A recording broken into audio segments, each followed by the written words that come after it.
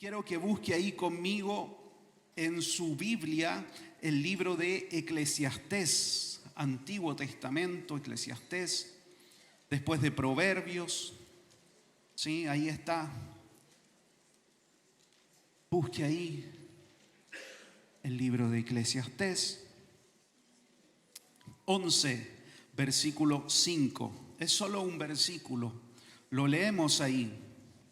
Dice así la palabra del Señor: como tú no sabes cuál es el camino del viento, o cómo crecen los huesos en el vientre de la mujer encinta, así ignoras, dice, la obra de Dios, el cual hace todas las cosas. Oramos al Señor.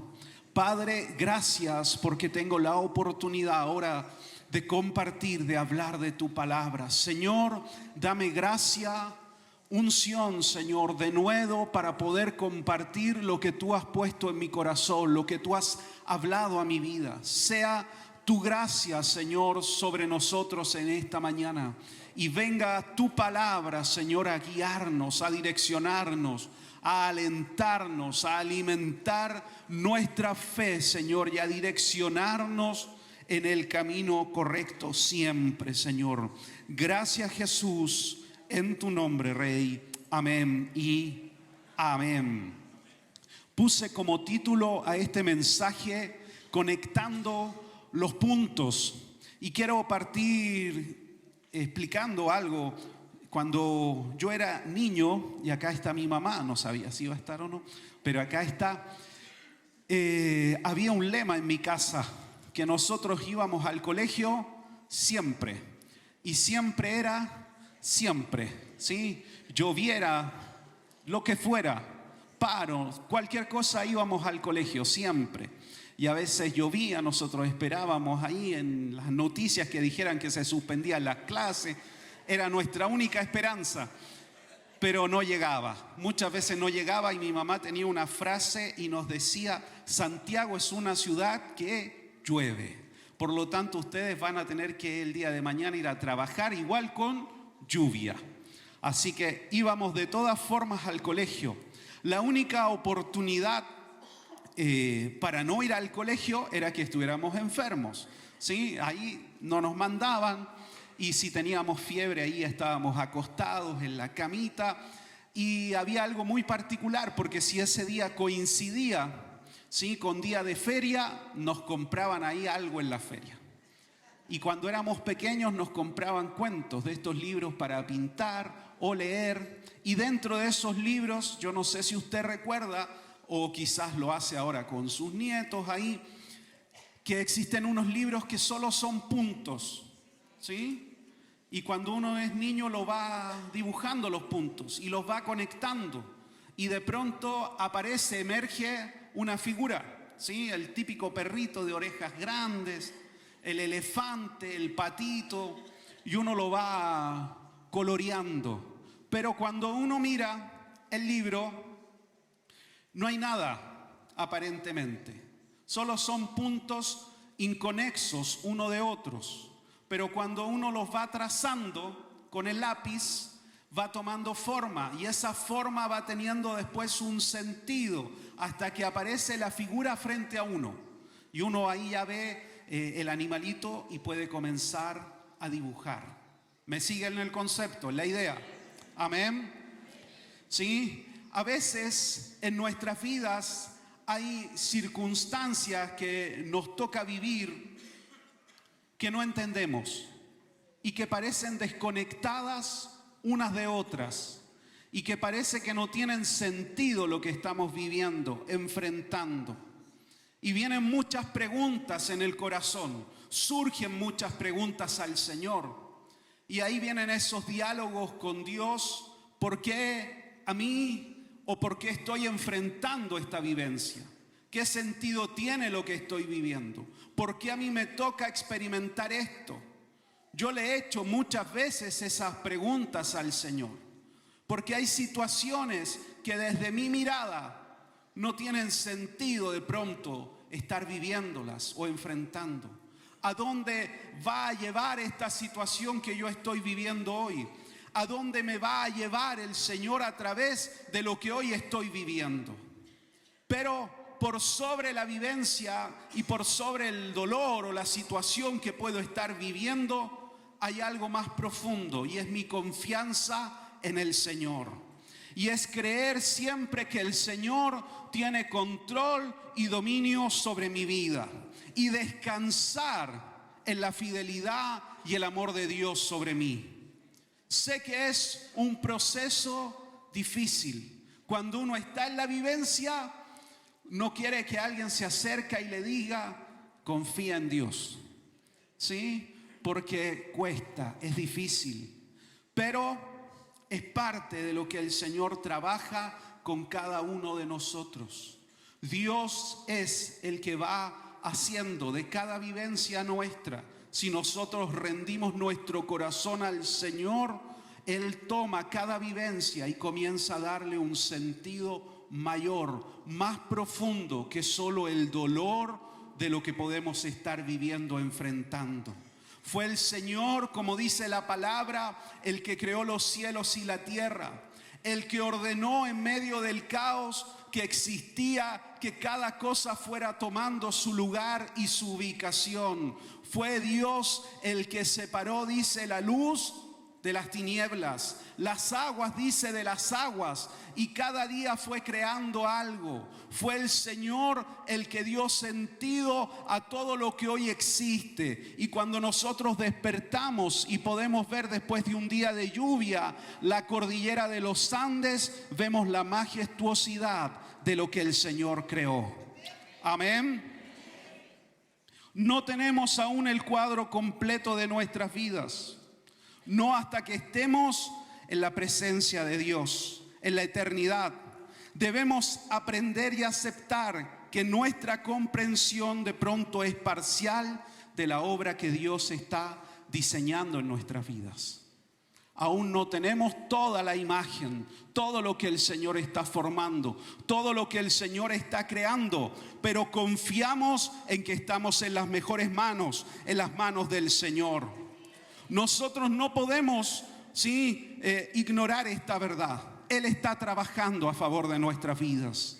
Él está trabajando y tiene un propósito eterno con cada uno de nosotros. Nosotros hoy podemos pararnos acá y mirar hacia los hombres y mujeres de Dios del pasado, de la Escritura, y podemos ver que sus vidas tenían un sentido, un propósito mayor. Podemos pararnos desde este lado y ver que cuando José fue vendido por sus hermanos como esclavo en Egipto, había un propósito mayor del Señor sobre su vida. Pero si estuviéramos con José cuando estaba camino a Egipto en esa caravana para ser vendido como esclavo, seguramente tendríamos las mismas miles de preguntas que tenía José en su mente y en su corazón en aquel momento. Nosotros podemos mirar desde aquí la vida de este hombre de Dios y entender que el Señor lo llevó a esa vivencia y lo llevó a enfrentar esa realidad porque había un plan y un propósito mayor. Dios quería preservar la vida y la descendencia de todo aquel patriarca y de ahí levantar a un pueblo, y de ese pueblo vendría el Salvador para todas las naciones. Había un sentido, un propósito mayor. Ahora José tiene una actitud que debemos de tener cada uno de nosotros. Él no quedó preso de su angustia, ni de su agonía, ni de su dolor, sino que entendió que debía de confiar en Dios y rendir toda su vida al propósito de Dios. Y eso es la parte que a nosotros nos toca vivir y hacer. Porque circunstancias difíciles y duras vamos a enfrentar en este peregrinaje terrenal. Siempre. Sí, uno quisiera que no existieran, pero es parte de la vida. ¿Qué actitud tomaré yo frente a lo que estoy viviendo, enfrentando? Es lo que va a hacer que esa vivencia tenga un sentido y un propósito para Dios y para la obra del Señor. Y no me quiero detener en José, yo quiero usar otro ejemplo Y es un libro en la Escritura que parece un poco desconectado quizás de todo el resto del relato bíblico del Antiguo Testamento. Es un libro muy cortito, es el libro de Ruth. Yo no sé si usted alguna vez lo ha leído, ¿sí? Parece que es una historia desconectada del resto, que no tiene como mayor sentido o trascendencia esta historia. Pero debemos de entender algo. La historia de Ruth, sí, con Noemí, su suegra, se desarrolla paralelamente a la historia de los jueces. Sabe que estamos estudiando el día viernes a los jueces. Son paralelos, se desarrollan paralelamente. Mientras Israel está cayendo en una decadencia moral total, profunda, mientras llegan incluso a sacrificar a sus hijos y a pasarlos por el fuego, es decir, a ofrecerlos como holocausto para los dioses paganos, mientras están en ese caos moral absolutamente distanciado de Dios, y Dios levanta jueces para tratar que el corazón del pueblo vuelva a confiar en el Señor. En medio de todo eso se está desarrollando la historia de Ruth. Y parece algo que no tiene mayor sentido, mayor profundidad. Dice incluso el libro ahí de Jueces, cuando termina, ¿sí? Usted lee el último versículo, dice que no había rey en Israel y cada uno hacía lo que bien le parecía. Lo ha leído, muy bien. Carita feliz. Y cada uno hacía lo que bien le parecía. Así termina el libro de Jueces, sin esperanza, sin rey, y en un caos moral estaba sumido el pueblo. En medio de todo eso, como dije, aparece esta historia.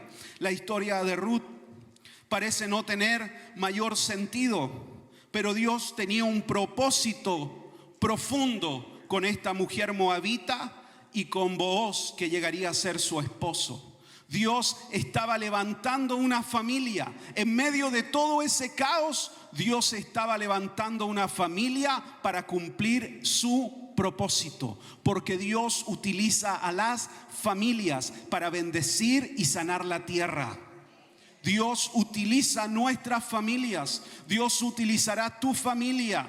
Dios utilizará tus hijos. Dios va a utilizar a tus nietos para sanar tu familia, para sanar tu tierra, para sanar nuestras naciones. Dios levanta familias para cambiar el destino de las naciones.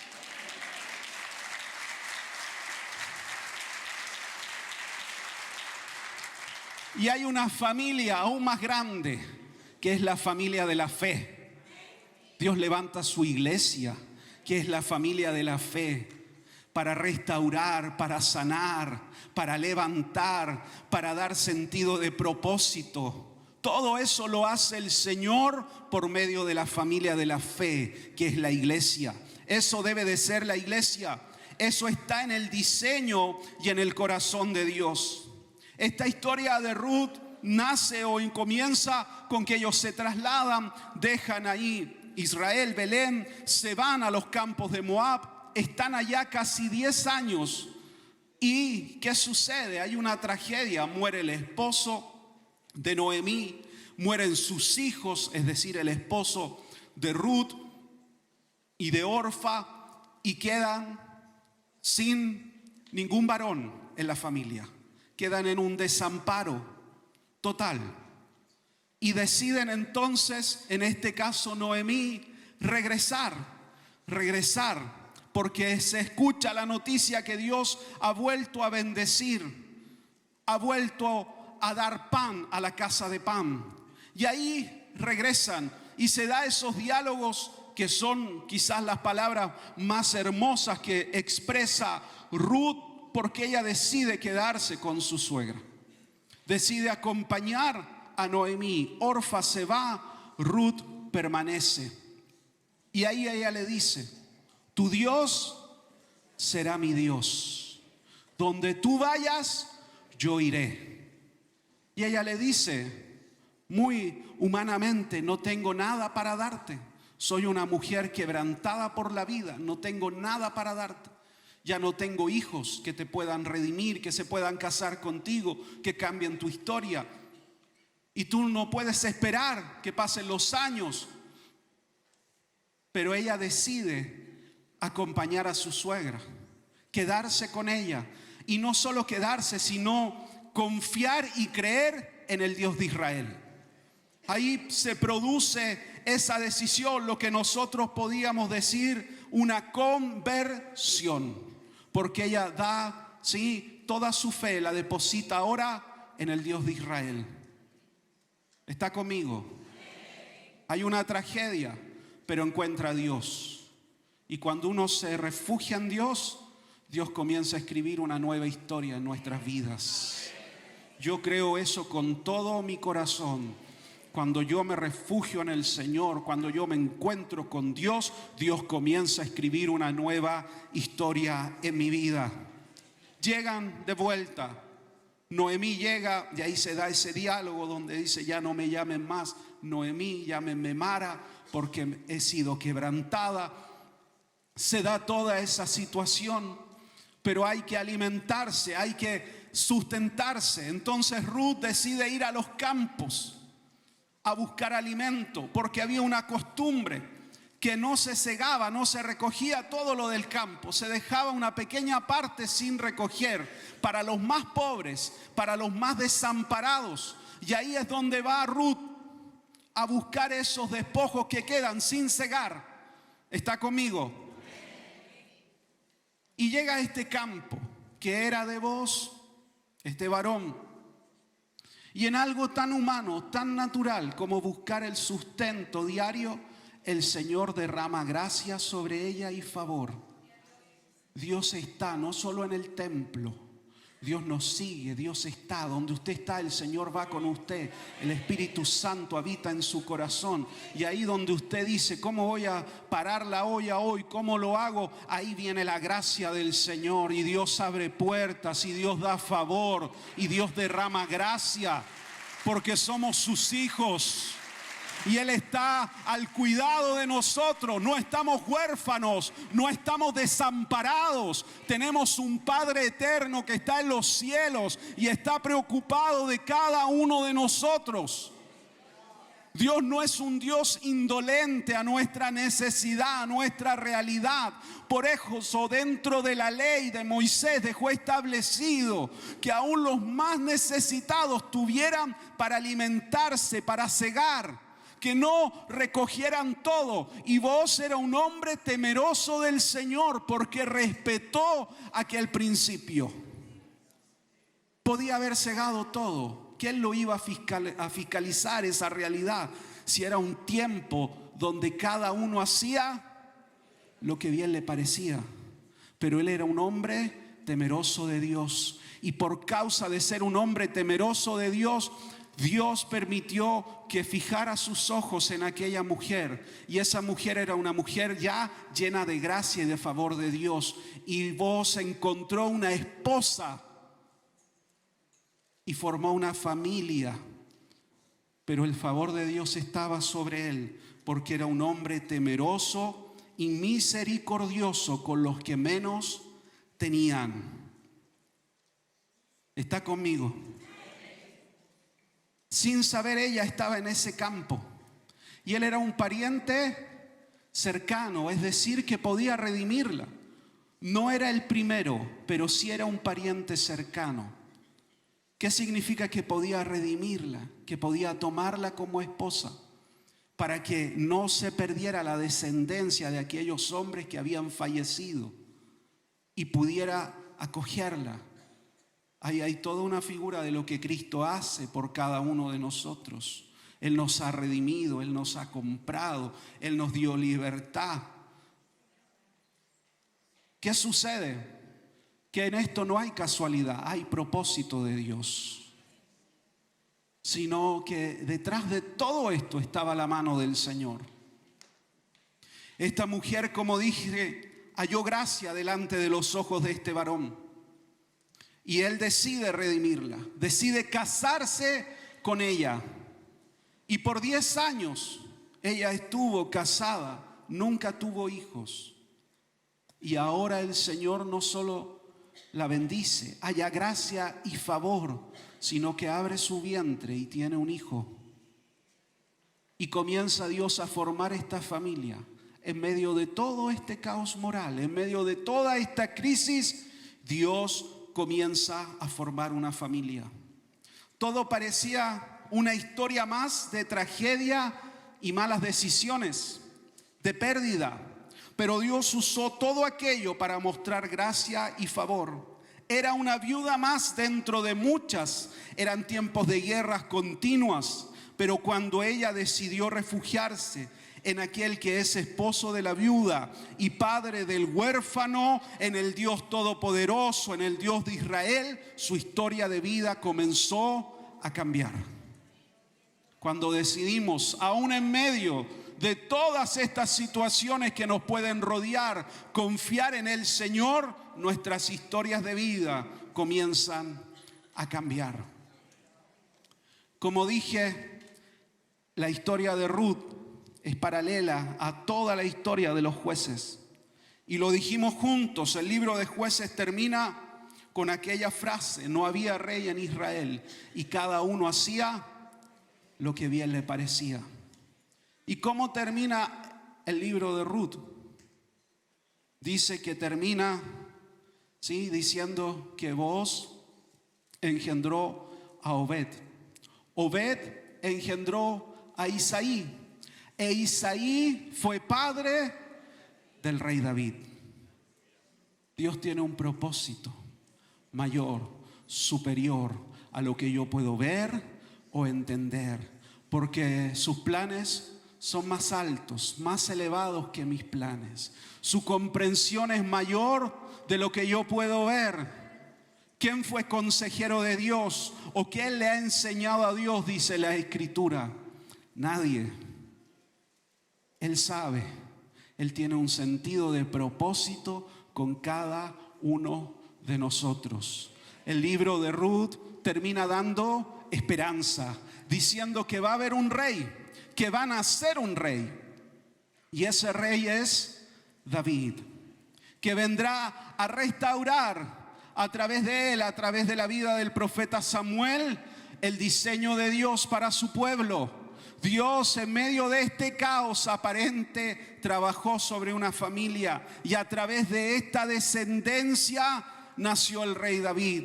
Pero nació un rey después superior, mayor, no solo el rey David, un rey que vino a redimirnos a todos, un rey que vino a comprarnos a precio de sangre, y ese es Cristo nuestro Señor. Esta mujer moabita está inserta en la genealogía de Cristo, es parte del Señor y de su descendencia. Cuando uno ve la historia de Jesús, su nacimiento, su ministerio, su muerte y resurrección, también son puntos de pronto inconexos. Para los discípulos no lo entendían. Los religiosos no lo entendieron. Cómo el Rey de Reyes iba a nacer en un pesebre, sin fuerza, sin gloria. Se desarrolló y creció. Era el hijo de un carpintero. ¿Cómo el hijo de un carpintero iba a ser el Salvador del mundo, el Mesías? No tenía sentido. Y aún más, cuando murió en una cruz, ¿cómo el Salvador del mundo iba a morir en una cruz? Pero Dios nos mostró que a través de esta obra iba a salvar a toda persona que creyera en el Señor. Los discípulos no lo entendieron hasta el último momento. Hasta antes que el Señor ascendiera, le preguntaron: ¿restaurarás el reino de Israel? ¿Restaurarás en este tiempo el reino? Y el Señor les dice: no les toca a ustedes saber los tiempos que solo Dios, el Padre, tiene en su soberana potestad. Pero recibiréis poder cuando haya venido sobre vosotros el Espíritu Santo, y me seréis testigos en Jerusalén, en Judea, Samaria y hasta lo último de la tierra. Pasó tiempo para que ellos pudieran entender todo lo que el Señor había hecho y todo lo que significaba la misión que debían de emprender. El Señor tiene esta capacidad de tomar nuestras vidas y darle un sentido de propósito mayor. No veas solo lo que hoy estás viviendo y no te centres solo en lo que tienes inmediatamente delante de tu mirada, porque Dios siempre tiene un propósito mayor a lo que yo puedo ver o entender.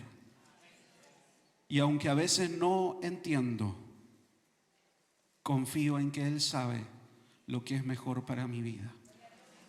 Amén. Dele un aplauso al Señor.